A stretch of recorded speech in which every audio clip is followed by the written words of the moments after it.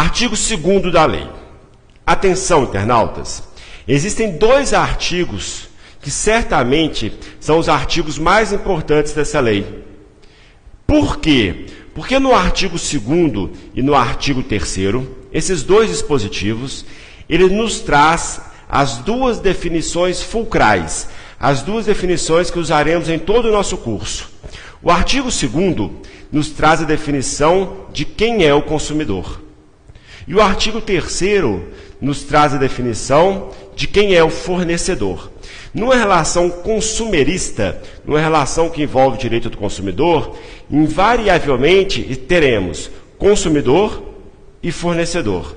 Se faltar uma dessas 2 peças, se não tiver presente um consumidor ou não tiver presente um fornecedor, automaticamente não será uma relação de consumo, ou seja, será uma situação não regulada pelo Código de Defesa do Consumidor, e sim por outra lei qualquer. No Código de Defesa do Consumidor, as relações sociais que se subsumem, que encaixam no Código de Defesa do Consumidor, são relações consumidor versus fornecedor. Então vamos aprender quem é o consumidor. Diz o artigo 2º. Consumidor é toda pessoa física ou pessoa jurídica que adquire ou utiliza produto ou utiliza serviço como destinatário final. Como destinatário final. Veja bem, o consumidor adquire um produto, lasanha, chocolate, carro, avião, ou adquire um serviço de um barbeiro, de um cabeleireiro, de um alfaiate, para ele se aproveitar deste produto ou deste serviço. Vamos entender esse conceito.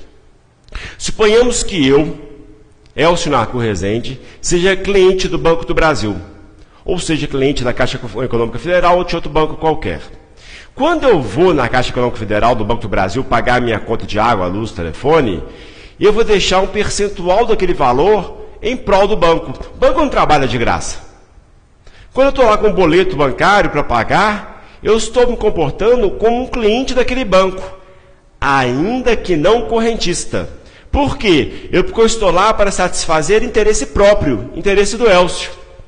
Então, ao pagar, ao enfrentar a fila do banco e pagar o boleto bancário, ou no caixa eletrônico, pouco importa, eu sou um consumidor perante aquele banco. O banco está me fornecendo um serviço, enquanto eu estou consumindo um serviço.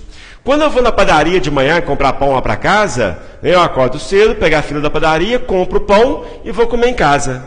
Eu vou comer em casa. Logo, eu sou um consumidor de um produto. Qual é o produto? Pão. Atenção.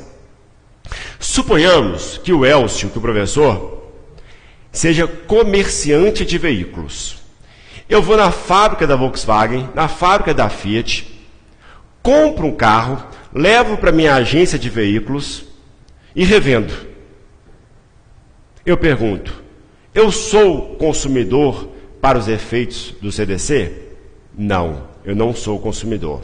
Aquela palavra consumidor destinatário final do artigo 2º é importantíssima.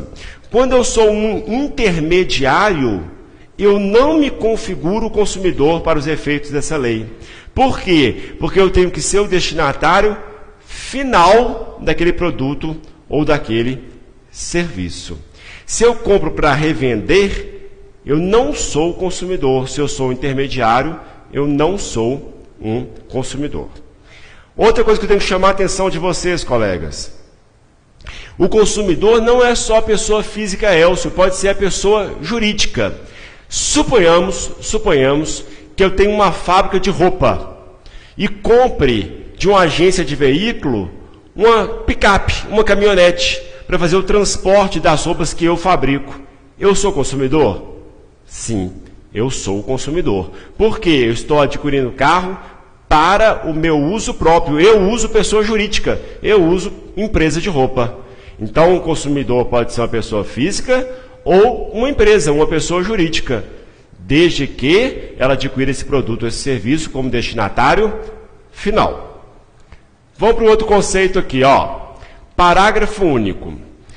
Equipara-se a consumidor, também é um consumidor, a coletividade de pessoas, atenção, ainda que indetermináveis, que haja intervindo nas relações de consumo.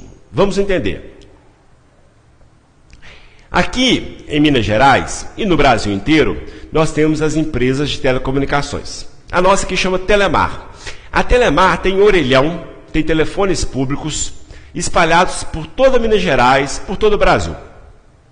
A Telemar, ela não sabe informar, ela não tem conhecimento, ela não sabe determinar as pessoas que usam o telefone público. Porque quem usa telefone público pode ser um caixeiro viajante, alguém que não mora ali, que mora em outra região do Brasil, ou um estrangeiro que esteja passando aqui. Aquela pessoa, ainda que indeterminada, que estiver utilizando o telefone público, estiver utilizando o orelhão, ela é consumidora para os efeitos desta lei? Resposta: sim.